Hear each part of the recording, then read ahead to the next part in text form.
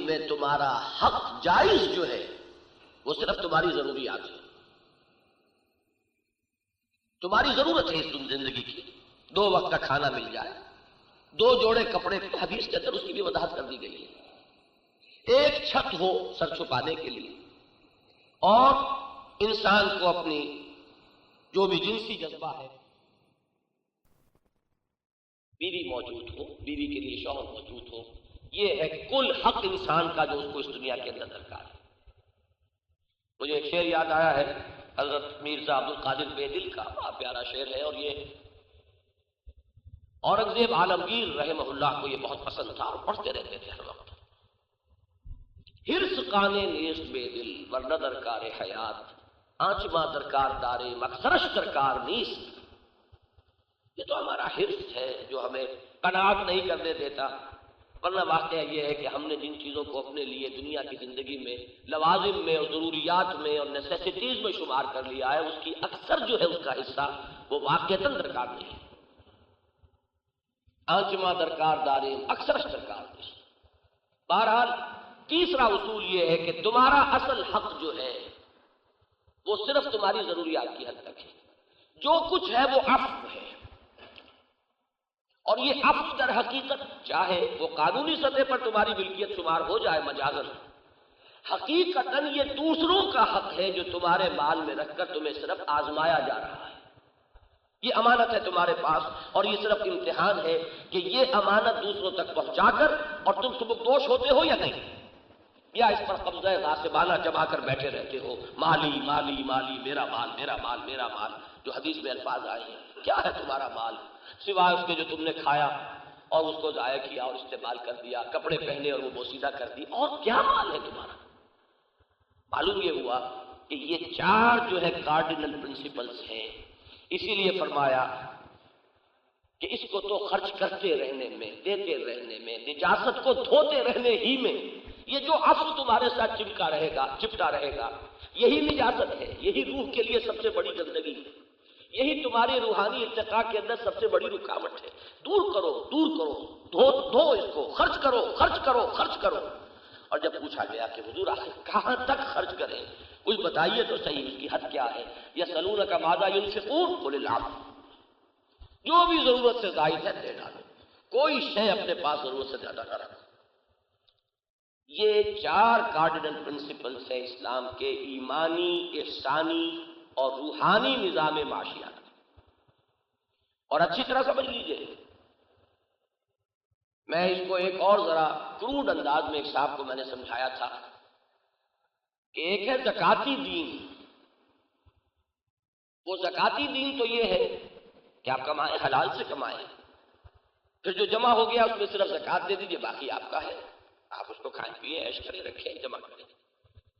اس زکاتی دین پر محمد رسول اللہ نے عمل نہیں کیا۔ چونکے لوگ، یہ بھی چونکانے کے لیے بات، جیسے حضور پوچھا کرتے تھے اتدرون من المفلس، تم جانتے ہو مفلس کون ہوتا ہے؟ ابھی کیا مطلب، کوئی ہر شخص جانتا ہے، لیکن یہ کہ چونکانے کی، سمجھو اور کرو۔ زکات تو ہوگی جب کچھ مال جمع ہوگا، جب جمع ہی نہیں ہوگا تو زکات کہاں ہے؟ گویا کہ محمد رسول اللہ صلی اللہ علیہ وسلم نے ساری عمر زکات ادا نہیں کی، ایک رکن اسلام ہے اس پر عمل نہیں ہوا، لیکن ہر دم زکات ادا کی۔ وہ زکات اور ہے جو میں نے آج پہلی آیت پڑھی تھی سورہ مومنون کی، والذین هم للزکاۃ فاعلون، وہ جو زکات پر مستقل کاربند رہتے ہیں، اس نجاست کو لگنے ہی نہیں دیتے۔ وہ آپ نے واقعہ سنا ہوگا کہ حضور ایک روز فجر کی نماز کے بعد بے چین ہو کر اچانک اور صفوں کو پھلانگتے ہوئے اپنے حجرے میں تشریف لے گئے۔ لوگ حیران ہوئے، بڑی غیر معمولی بات ہوئی ہے، کیا ہوا ہے، کیا مسئلہ ہے، کچھ آپ کو تکلیف ہوئی ہے، کوئی احتیاج ہے؟ واپس آئے، پوچھا، آپ نے فرمایا مجھے اچانک یاد آیا تھا کہ کہیں سے کوئی سونے کا کوئی ٹکڑا، کوئی ڈلی، یہ رات کے وقت آئی تھی اور رات گزر گئی اور وہ میں نے تقسیم نہیں کی، بھول گیا۔ اب مجھے خیال آیا محمد اپنے رب سے اس کیفیت میں نہیں ملنا چاہتا کہ اسے اپنے رب پر اعتماد نہ ہو، یہ پیسہ اپنے پاس رکھنا اپنے رب سے بے اعتمادی ہے۔ یہ دین ہے، یہ ایک اقتصادی نظام ہے۔ اسی پر فقرائے صحابہ جو ہے کاربند تھے. فقرائے صحابہ خاص اصطلاح ہے. بقیہ تمام صحابہ بھی جو اس فہرست میں نہیں آتے بظاہر پوٹینشلی اسی پر وہ عمل پیرا تھے کہ اگر مال تھا بھی تو ہر دم تیار تھے کہ جب مطالبہ آئے گا پیش کرتے ہیں.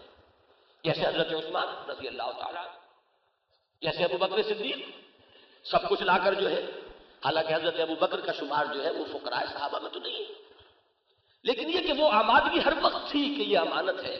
البتہ یہ کہ اسے اس کو اپنے دل کے ساتھ کہیں اسے نہیں چپٹایا ہے، وہ جب بھی وقت آئے گا اس کو حاضر کر دیں.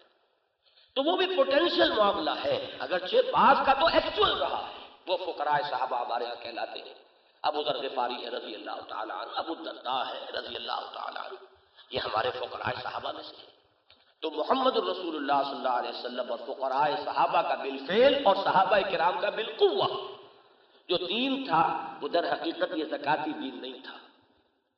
وہ زکات ہے کہ اپنے پاس کچھ رکھو ہی. اس کے برعکس اب آپ آئیے، اسلام کا جو فقہی نظام ہے، اب اس کو میں نے ابھی 4 کارڈینل پرنسپل بیان کیے انہیں جمع کروں تو میں یہ الفاظ کہتا ہوں کہ یہ highest and purest form of spiritual socialism ہے. اس سے بھی آگے نکل گئی نا بات. قومی ملکیت بھی نہیں، کسی کی ملکیت ہے، اللہ کی ملکیت. معلوم یہ ہوا highest and purest form of spiritual socialism. Spiritual کیوں ہے کہ اس میں جبر نہیں ہے. اگر جبر کیا گیا تو ختم ہوئی بات، وہ تو روح کی بات تو ختم ہوئی، پھر وہ تو جبر والی بات ہے.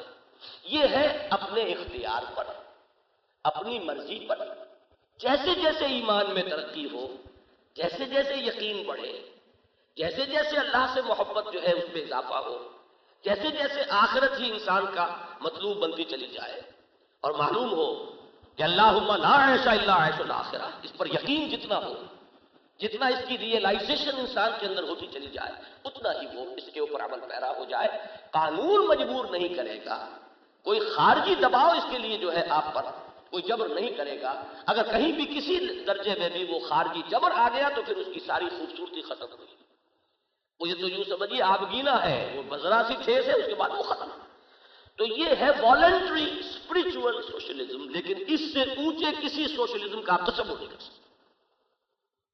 البتہ یہ کہ اس کے بالکل برعکس اسلام کا ایک قانونی اور فقہی نظام بھی ہے.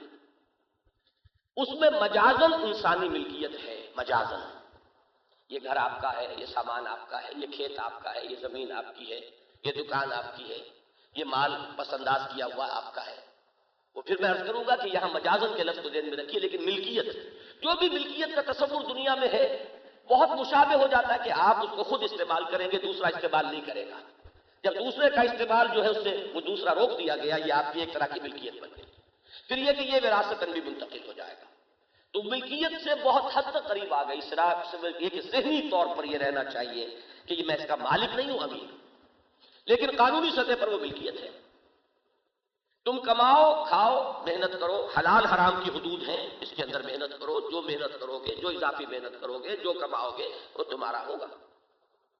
Personal incentive, private ownership, free enterprise, تینوں جو کارڈینل پرنسپلز ہیں وہ آگے. اور اس کے اندر جو ہے وہ تینوں چیزیں جو ہے تمام و کمال موجود. قدغنے ہوئے ان پر بعد میں گفتگو ہوگی. اس میں صرف یہ ہوگا کہ ایک حد تک ایک قدغن تو یہ ہے کہ حرام سے نہیں کماؤ گے، حلال سے کماؤ. دوسرا یہ کہ وہ اگر ایکومولیٹ ہو گیا تمہارے پاس، جو تم نے کمایا کھا لیا، بات ختم ہوئی، استعمال ہو گیا، ختم ہو گیا، بات سرکولیشن میں آ گیا معاشرے کے، وہ اپنی خدمت کر رہا ہے. ایکومولیشن ہوگی تو اب اس پر سے ایک حد کے بعد آپ سے جبرن لیا جائے گا ایک حصہ، تاکہ کچھ لوگ جو پیچھے رہ گئے ہیں، اس لیے کہ فری جہاں بھی ہوگا انٹرپرائز کا معاملہ، چاہے کتنی ہی تھوڑی سی تھوڑی آزادی ہو، اس میں کچھ لوگ آگے نکلے اور کچھ پیچھے رہ جائیں، یہ لازماً اس کا نتیجہ نکلے. میں مثال دیا کرتا ہوں کہ اگر آپ نے لوگوں کو دوڑانا بھی ہے اور یہ بھی چاہتے ہیں کہ نہ کوئی آگے جائے نہ کوئی پیچھے رہے، تو رسے سے باندھ دیجیے.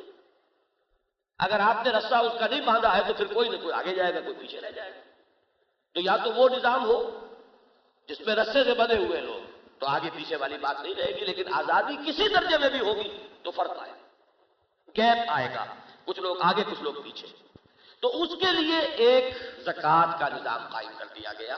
باقی یہ ہے کہ وہ سارا آپ کے اندر جو بھی، اس کو میں کہتا ہوں یہ مینیجڈ اینڈ کنٹرولڈ کیپٹلزم ہے۔ یہ اصطلاح جو ہے، جو حضرات ان سے واقف نہیں ہیں، میں تھوڑی سی وضاحت بعد میں کر دوں گا۔ جیسے میں نے اس روحانی نظام کے بارے میں کہا کہ وہ highest form of, purest form of spiritual socialism, یہاں دو الفاظ کے اضافے کے ساتھ کہ مینیجڈ اینڈ کنٹرولڈ کیپٹلزم۔ اب ان میں جو مغالطہ ہو جاتا ہے، یہ دونوں تعلیمات اسلام میں بیک وقت موجود ہیں۔ ایک طرف آیت ہے قل العفو، ایک طرف احکام وراثت بھی ہے۔ اگر کچھ رکھنا ہی نہیں ہے تو وراثت کس شے کی ہوگی؟ مغالطہ تو ہے، سوال تو آئے گا، پیدا ہوگا، ایک کنٹرڈکشن ہے، ظاہری تضاد ہے۔